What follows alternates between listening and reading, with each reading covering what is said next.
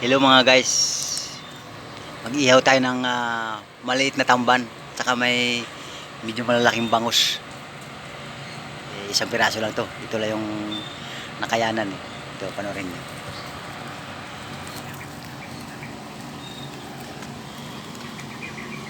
Ayan o, di ba? Tamban. Tapos, maliit lang yung bangus na yan. Maliit lang talaga yan. Parang medyo malaking tingnan pag sa picture na. Sa video na.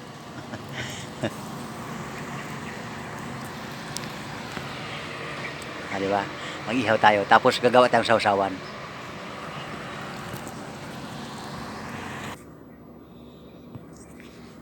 Ito yung ating sausawan, guys. Di ba? May sausawan tayong sibuyas tapos kamatis.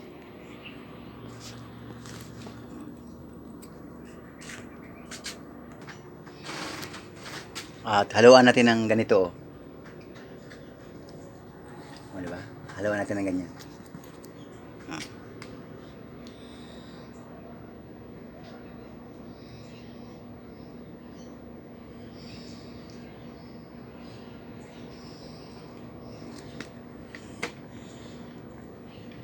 Yung suka. Dito natin ihalo.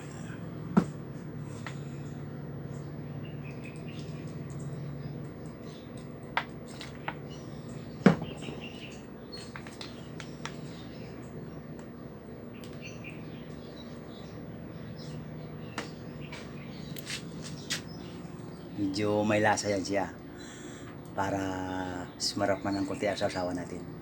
Sausawan ang ano dyan eh, sibuyas, tapos kamatis, ayan lang. Mamaya, panoorin natin kung paano na babalik-tarin ko yung inihaw natin. Ito na guys, oh. Yung ihawan ko, ibang style tong ihawan ko.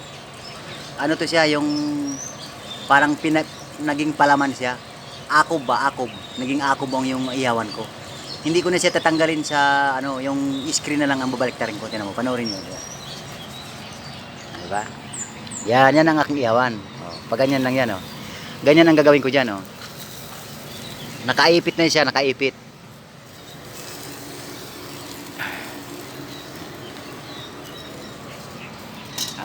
Diba? Medyo sunog na yung bangus. Diba?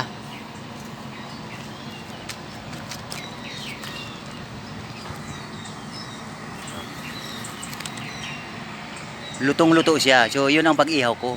Yung ihawan ko, akob. Akob siya na screen. Hindi na siya tatanggalin. Yung screen na lang ang babaliktarin.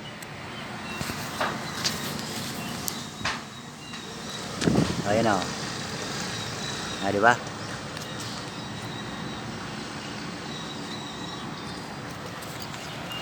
Ngayon, papahiran natin siya ng kunting mantika para medyo malasa naman. Ito guys, papahiran natin ng kunting mantika para naman medyo lumasa-lasa ng kunti.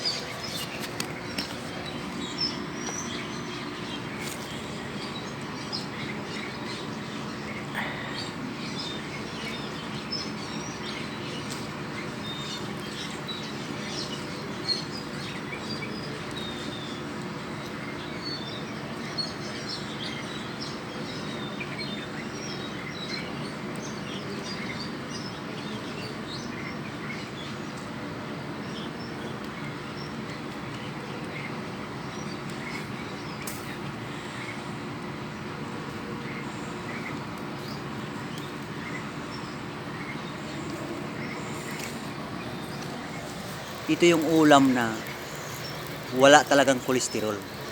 So, inihaw na isda. Wala talaga itong kolesterol kasi inihaw siya. So, dandahan tayo sa mga manok, baboy, baka. Dandahan tayo kasi lalo na pag medyo nagkaedad na tayo. At saka yung high blood, walang pinipili. So, ito yun. Panlaban sa high blood, masarap talaga pag inihaw. Hindi siya, wala siyang kolesterol. So, hanggang dito na lang ang ating video. So, yan guys. Thank you for watching.